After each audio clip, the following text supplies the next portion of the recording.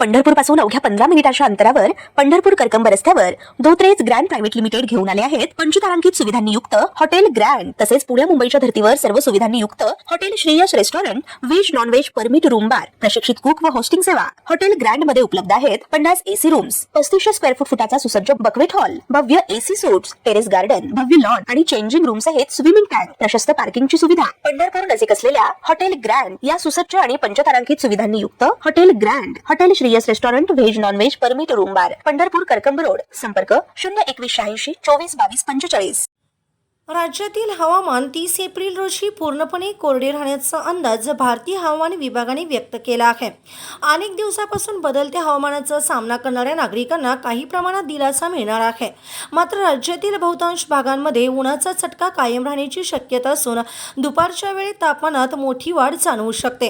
हवामान विभागाच्या अंदाजानुसार कोकण विभागात किमान तापमान 24 ते 27 अंश सेल्सिअस दरम्यान राहण्याची शक्यता आहे, तर कमाल तापमान 33 ते 36 अंशापर्यंत जाऊ शकते। किनारपट्टी भागात दमट वातावरणामुळे उकाड्याची तीव्रता अधिक जाणवू शकते। पश्चिम महाराष्ट्र विभागात किमान तापमान 21 ते 25 अंश सेल्सिअस राहण्याचा अंदाज असून कमाल तापमान 38 ते 41 अंशापर्यंत पोहोचू शकते। पुणे, सोलापूर, कोल्हापूर, सातारा आणि सांगलीमध्ये दुपारच्या वेळेत उष्णतेचा प्रभाव अधिक राहण्याची शक्यता आहे। मराठवाड्यात उष्णतेचा प्रभाव कायम राहणार असून किमान तापमान 22 ते 25 अंश सेल्सिअस दरम्यान राहू शकते, तर कमाल तापमान 40 ते 43 अंशापर्यंत नोंदवले जाण्याचा अंदाज आहे। बीड, लातूर, परभणी आणि छत्रपती संभाजीनगर भागात कडक उन्हामुळे नागरिकांना त्रास सहन करावा लागू शकतो। उत्तर महाराष्ट्र विभागात किमान तापमान 22 ते 25 अंश सेल्सिअस राहण्याची शक्यता असून कमाल तापमान 39 ते 42 अंशापर्यंत जाऊ शकते। नाशिक, धुळे, नंदुरबार आणि जळगाव भागात उष्ण आणि कोरडे वातावरण कायम राहणार आहे। विदर्भ भागात राज्यातील सर्वाधिक तापमान नोंद होण्याची शक्यता हवामान विभागाने व्यक्त केली आहे। इथे किमान तापमान 24 ते 27 अंश सेल्सिअस राहू शकते, तर कमाल तापमान 42 ते 45 अंशापर्यंत जाण्याचा अंदाज आहे। नागपूर, अकोला, अमरावती आणि चंद्रपूर भागात उष्णतेची तीव्रता मोठ्या प्रमाणात वाढू शकते।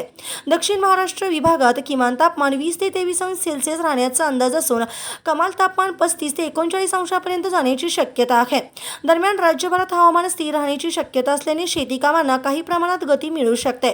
मात्र वाढत्या तापमानामुळे नागरिकांनी दुपारच्या वेळेत अनावश्यक बाहेर पडणे टाळावे, तसेच पुरेसे पाणी प्यावे आणि उष्माघातापासून बचाव करण्यासाठी आवश्यक काळजी घ्यावी असे आवाहन हवामान विभागाकडून करण्यात आले आहे। ताज्या घडामोडी पाहण्यासाठी आमच्या YouTube चॅनलवरील PVR म्हणजेच पंढरी वार्ता या न्यूजला सबस्क्राइब करा आणि शेजारील बेल आयकॉनवर क्लिक करा।